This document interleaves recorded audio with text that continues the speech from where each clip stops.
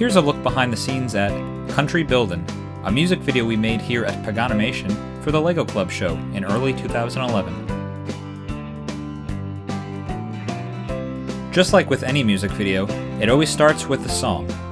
The folks at LEGO sent us the audio track, and we started thinking about how the video for it would look, what things could be actual LEGO sets, and which things we'd need to design specifically for the video. For Country Buildin', we decided pretty early on that using larger characters, like the ones from Playback, would be the best approach.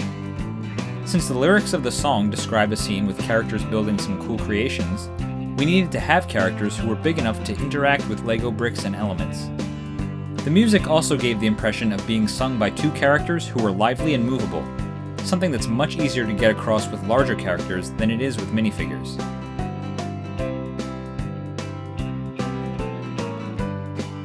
So here's the character we affectionately refer to as the Cowpoke, and he's a pretty good rig. His arms are pretty movable, he's got a waist that turns.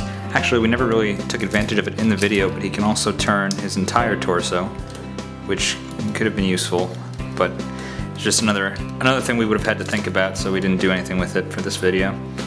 Got the mustache here, and he's also got this movable hair here. When I made the film Playback, which is where kind of the evolution of these characters started, I liked the idea of giving them sort of articulated hair to give their head a little bit more secondary action, give it a little character and bounce there. So these are all just hinges on the side, and so sort of when he sways his head this way, maybe this hair can bounce out, or actually I guess this hair would sort of fall out first, and then he would kind of move back and the hair would join the head.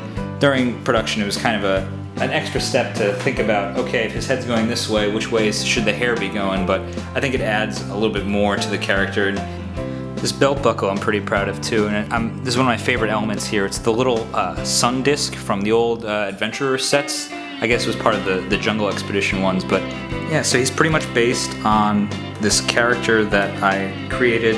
I was making instructions for a character for Brick Journal, and I made this guy in a tie with just sort of a plain body, and I adapted him to this character, giving him the hair and the hat and this sweet mustache that I was pretty proud of how it came out.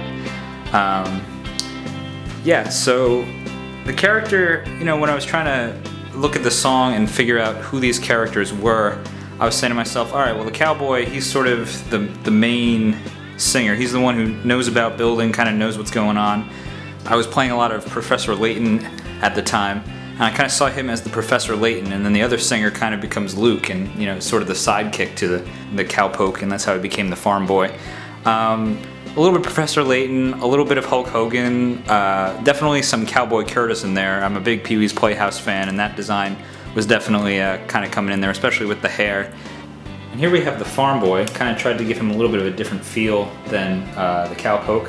He's got a thinner body and also a shorter body overall to make him seem younger, and his face is kind of rounder too. And yeah, so he's got a different kind of hat. His body's got these overalls. If you notice, his hands are two different ways here. They're kind of, this one's got the thumb on the top, and this one's got the thumb on the side. And that was, sort of as they gesture in different ways, it calls for their hands to be doing different things. So sometimes the hand will need to be like this, or sometimes it'll need to be like this with a flat palm. And so depending on which sort of hand pose you needed would determine which hand you would use. The other thing about these characters is that sometimes they're just not very stable on the legs. I mean, you can kind of see they sort of fall forward and back. Anytime there's a shot where their legs are not on screen, it's pretty much just a matter of taking the legs out and sticking the characters on one of these stands. And it's just the stand from the old monorail sets, and basically it makes them a little more stable in terms of how they attach to the ground. And I got a piece here that attaches it so that it can fit right into the stand. And yeah, you basically just hide, this behind the table, and then no one's the wiser. And over here we've got the Cowboys Mouths, and these are all the mouth shapes that would get switched out depending on the lip sync. And you can see there's about 8 different mouths for him, and each one is a different mouth sound. So the O is obviously like a ooh sound, and then the O that has like the teeth inside here, that's like more like an R or a ch sound. And so that I would have an idea of what mouth was coming up next, Jeff and I kind of came up with these different nicknames for the mouths.